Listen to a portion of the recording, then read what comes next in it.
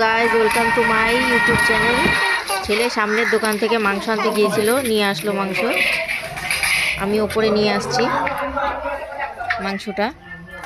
আমি এখন ধুতে যাব, বাটিতে ঢেলে নিলাম, ধুতে নিয়ে যাচ্ছি মাংসটা। মাছ আর মাংস দুটোই আছে।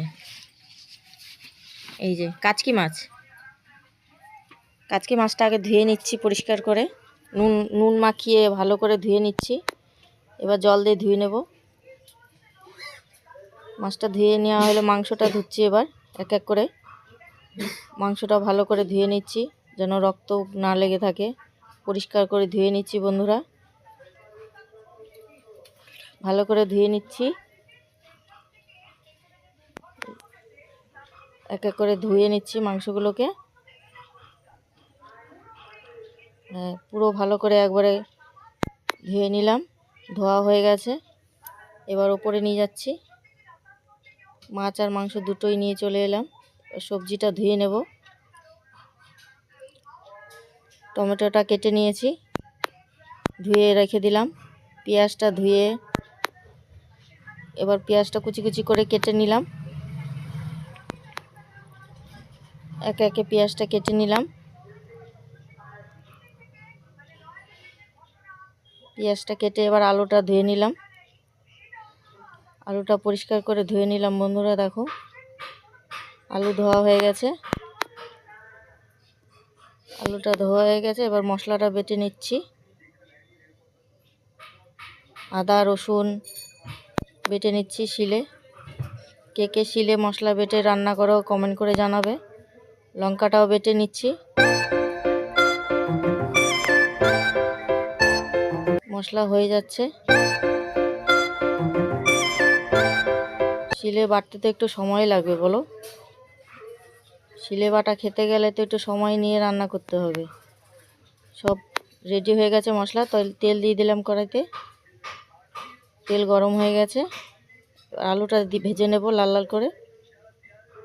নুন দিয়ে দিলাম স্বাদ মতো, একটু হলুদ দিয়ে দিলাম কালার হওয়ার জন্য।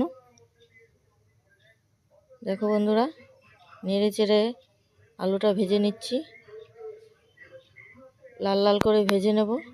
এবার তুলে নিচ্ছি আলুটা, এক এক করে তুলে নিচ্ছি। অনেকে আলু ছাড়া খাও। মাংসটা এবার ভেজে নেব একটু। কে কে মাংস ভেজে রান্না করো একটু কমেন্ট করে জানাবে। হালকা ভাজা, বেশি না, বেশি ভাজলে আবার বাজে হয়ে যাবে। হালকা ভেজে নিলাম মাংসটা লাল লাল করে। এবার তুলে নেব, তুলে নিচ্ছি, বাটিতে তুলে নিচ্ছি মাংসটা। মাংসটা তোলা হয়ে গেছে। এবার তেলে একটু তেজপাতা দিয়ে দিলাম, একটু পেঁয়াজ ঢেলে দিলাম। পেঁয়াজ দিয়ে পেঁয়াজটাকে ভেজে নেব ভালো করে,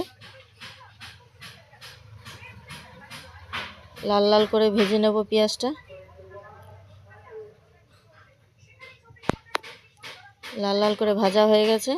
এবার মশলা দিয়ে দিলাম আদা বাটা, রসুন বাটা, লঙ্কা বাটা, জিরে বাটা, স্বাদ মতন লবণ, হলুদ। এবার কষিয়ে নেব মশলাটা কষিয়ে নেব। মশলাটা কষানো হয়ে গেলে মাংসটা দিয়ে দেব। মশলাটা কষানো হয়ে গেল।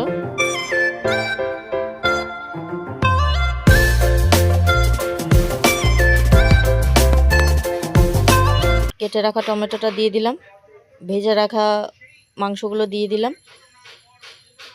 এবার মশলাটা দিয়ে এবার ভালো করে নেড়ে চেড়ে কষিয়ে নিতে হবে।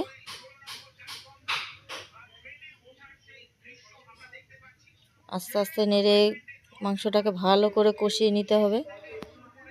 যতক্ষণ না তেল বেরাবে ততক্ষণ কষাতেই হবে।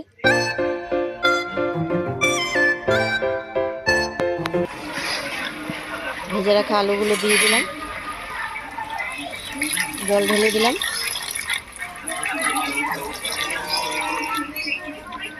জলদি ভালো করে নেড়ে নিতে হবে।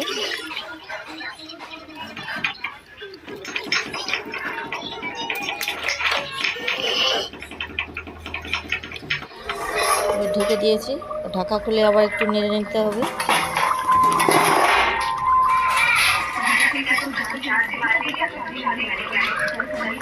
মাংস রান্না মোটামুটি কমপ্লিট হয়ে গেছে।